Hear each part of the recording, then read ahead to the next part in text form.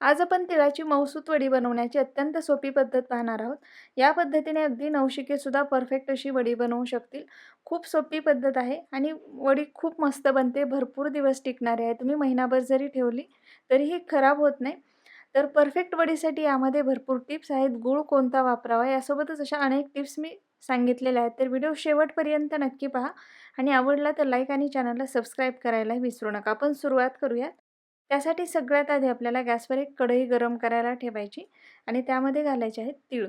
तर इथे मी 1.5 वाटी एवढे तीळ घेतलेले आहेत. तर साहित्य मोजण्यासाठी घरातील तुम्ही कुठलंही भांडं घेऊ शकता, पण सर्व साहित्य आपल्याला त्यानेच मोजून घ्यायचं आहे. तर 1.5 वाटी तीळ घेऊन लो टू मीडियम फ्लेमवरती सतत हलवत मी याला छान भाजून घेणार आहे. तीळ जेवढे चांगले भाजले जातील तेवढी त्याची चव जास्त चांगली लागते. त्यामुळे याला छान आपल्याला खमंग असं भाजून घ्यायचं आहे. तीळ छान या पद्धतीने भाजले गेले की काढून घ्यायचेत आपल्याला आणि थंड व्हायला ठेवायचेत. आता यामध्येच मी अर्धी वाटी एवढे शेंगदाणे घातलेले आहेत. शेंगदाणे सुद्धा आपल्याला लो टू मीडियम फ्लेमवरती छान खरपूस भाजून घ्यायचे.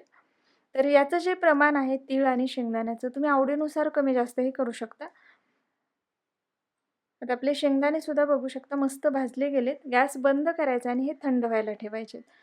आता ज्या ताटामध्ये किंवा ज्या प्लेटमध्ये आपल्याला वडी बनवायची आहे त्याला आपल्याला अगोदरच तूप लावून घ्यायचं आहे.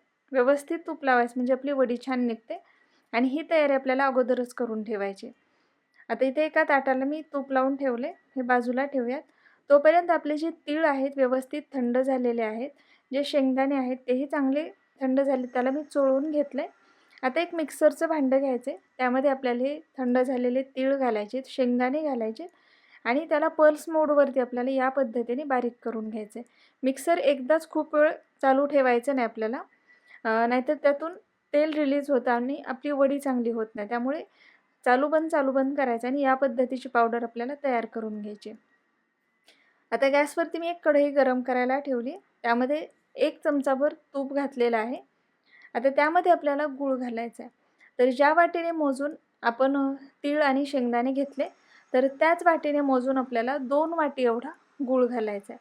तर यासाठी साधा गूळ घ्यायचा, चिक्कीचा गूळ घ्यायचा नाही आपल्याला, साधाच गूळ घ्यायचा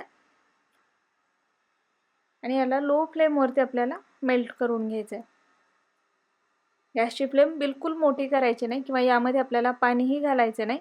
फक्त 1 चमचाभर तूप घालायचे आणि या पद्धतीने कमी फ्लेमवरती याला फक्त मेल्ट करून घ्यायचं. तर याला किती वेळ मेल्ट करायचं हे पण खूप महत्त्वाचं आहे.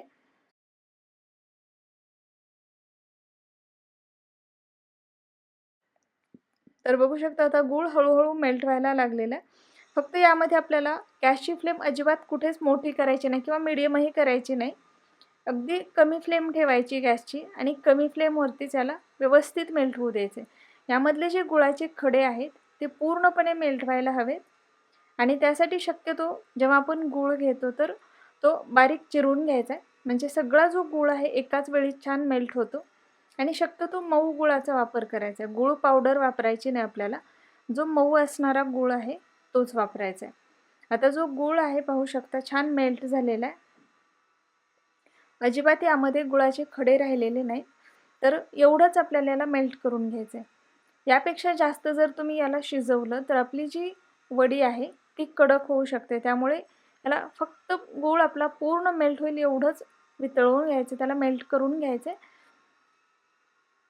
बघू शकता गूळ पूर्ण मेल्ट झाला की या पद्धतीने आपण जी तयार करून घेतलेली पावडर आहे ती यामध्ये घालायची. गॅसची फ्लेम मी सुरूच ठेवलेली पण अगदी मंद फ्लेम आहे, कमी आहे.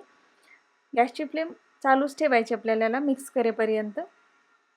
फक्त मोठी करायची नाही. व्यवस्थित मिक्स करून घ्यायचं. तर हा जो रेशो आहे 1.5 वाटी तीळ, अर्धी वाटी शेंगदाणे तेवढ्यासाठी 2 वाटी एवढाच गूळ घ्यायचा आपल्याला. जर कमी घेतला तर हे जे मिश्रण आहे व्यवस्थित होणार नाही, त्याला बाइंडिंग येणार नाही. तर त्यामुळे प्रमाण असंच घ्या तुम्ही. तिळाचं प्रमाणही 2 वाट्या घेतलं तरी गूळ 2 वाट्याच घ्यायचा आपल्याला. फक्त तिळापासूनही तुम्ही बनवू शकता. तर बघू शकता आता याला मी व्यवस्थित मिक्स करून घेतले. गॅसची फ्लेम अगदी कमी आहे. आता फक्त याला व्यवस्थित मिक्स करायचं आपल्याला. याला जर तुम्ही खूप जास्त वेळ परतून घेतलं तर हे मिश्रण कोरडं व्हायला लागेल, पुन्हा घट्ट व्हायला लागेल आणि आपली वडी व्यवस्थित होणार नाही. त्यामुळे व्यवस्थित मिक्स केलं की गॅस बंद करायचा आहे आणि तूप लावून घेतलेल्या ताटामध्ये याला पटकन आपल्याला गरम असतानाच काढून घ्यायचे. आता याला पटकन आपल्याला पसरवून घ्यायचे. या अगोदर सुद्धा मी गूळ न वितळवता अगदी सोप्या पद्धतीने तिळाची मऊसूत वडी कशी बनवायची याची रेसिपी शेअर केलेली आहे. तर जर तुम्हाला गूळ मेल्ट करायचा नसेल, त्या पद्धतीने बनवायची असेल तर ती पण खूप सोपी पद्धत आहे, पण वडी खूप छान होते त्या पद्धतीने सुद्धा. तर त्याची लिंक मी तुम्हाला डिस्क्रिप्शनमध्ये देते. तर बघू शकता आता ह्याला मी छान पसरवून घेतले. एखाद्या तूप लावलेल्या वाटीने किंवा चमच्याने या पद्धतीने छान एकसारखं करून घ्यायचं. हवं तर यावरती तुम्ही थोडे ड्रायफ्रूट्सचे काप घालू शकता किंवा किसलेलं सुकं खोबरंही घालू शकता. आता हे 5 मिनिटं मी असंच ठेवते. 5 मिनिटं झाले की याला आपण एकदा कट मारून घेऊयात, मार्किंग करून घ्यायचे. हलक्या हाताने करायचं, कारण हे आणखी पूर्ण सेट झालेली नाही आपली वडी.